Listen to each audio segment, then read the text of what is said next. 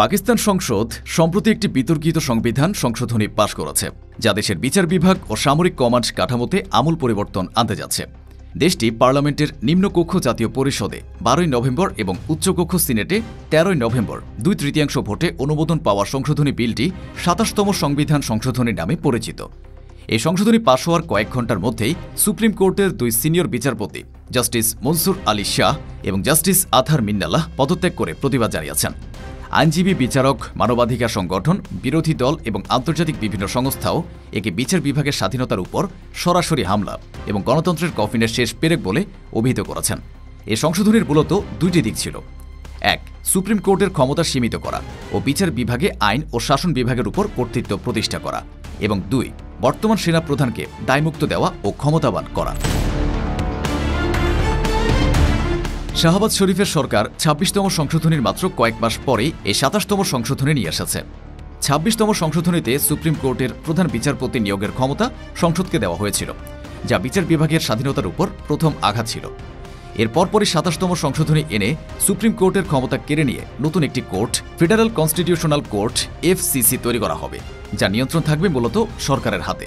Federal constitutional court সংবিধান সংক্রান্ত সব মামলার চূড়ান্ত সিদ্ধান্ত নেবে। আগে এ দায়িত্ব ছিল সুপ্রিম কোর্টের হাতে। নতুন এ আদালতের প্রধান বিচারক নিয়োগ করবেন রাষ্ট্রপতি, তবে প্রধানমন্ত্রীর পরামর্শে, অর্থাৎ কার্যত নিয়োগের ক্ষমতা থাকছে সরকারের হাতেই। FCCর বিচারপতিরা 68 বছর বয়স পর্যন্ত চাকরি করতে পারবেন, যেখানে সুপ্রিম কোর্টের বিচারপতিদের অবসরের বয়স 65। এর ফলে সরকার তাদের পছন্দের বিচারপতিদের দীর্ঘ সময়ের জন্য এই গুরুত্বপূর্ণ পদে বসিয়ে রাখতে পারবে। আরও উদ্বেগের বিষয় হল, বিচারপতি নিয়োগে judicial commission of Pakistan JCP পুনর্গঠন করা হবে, যেখানে 13 সদস্যের মধ্যে মাত্র 5 জন থাকবেন বিচারক, বাকি 8 জন হবেন সরকারি এবং সংসদীয় প্রতিনিধি। এর মানে বিচারক নিয়োগের ক্ষেত্রে সরকারের সিদ্ধান্তই চূড়ান্ত হবে।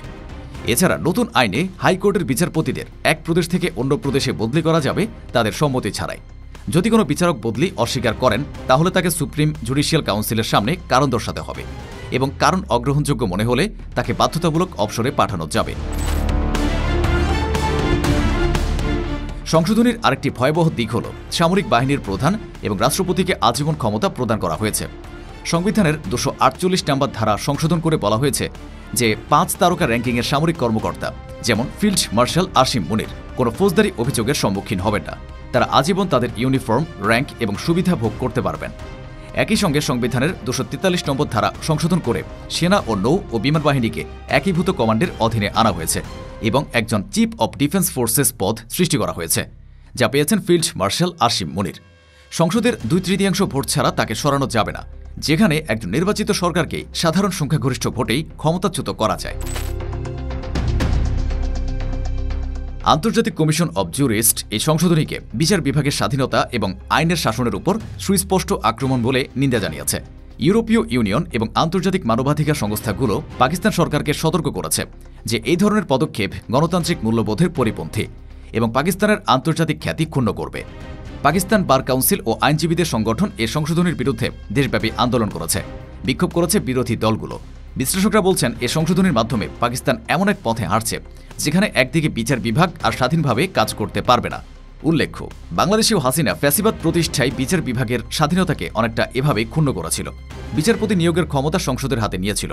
তাই অনেকে শঙ্কা করছে, পাকিস্তানের বর্তমান PPP মুসলিম লীগ জোট ফ্যাসিজম কায়েম করতে চাচ্ছে। অন্যদিকে এই সংশোধনীর ফলে সামরিক বাহিনীর প্রধান আরও শক্তিশালী হয়ে উঠবে। বিশেষত বর্তমান সেনাপ্রধানকে দেওয়া দায়মুক্তি তাকে অভ্যুত্থান করে ক্ষমতা দখলে প্ররোচিত করতে পারে। পাকিস্তানের ইতিহাসে বারবার সামরিক শাসন, অভ্যুত্থান এবং বেসামরিক সরকারের পতন দেখা গেছে। 27তম সংশোধনী কেবল আরেকটি ধাক্কাই দিয়েছে এমন নয়, বরং এই ঘটনাগুলো ঘটার আইনি প্রশ্রয় সৃষ্টি করেছে।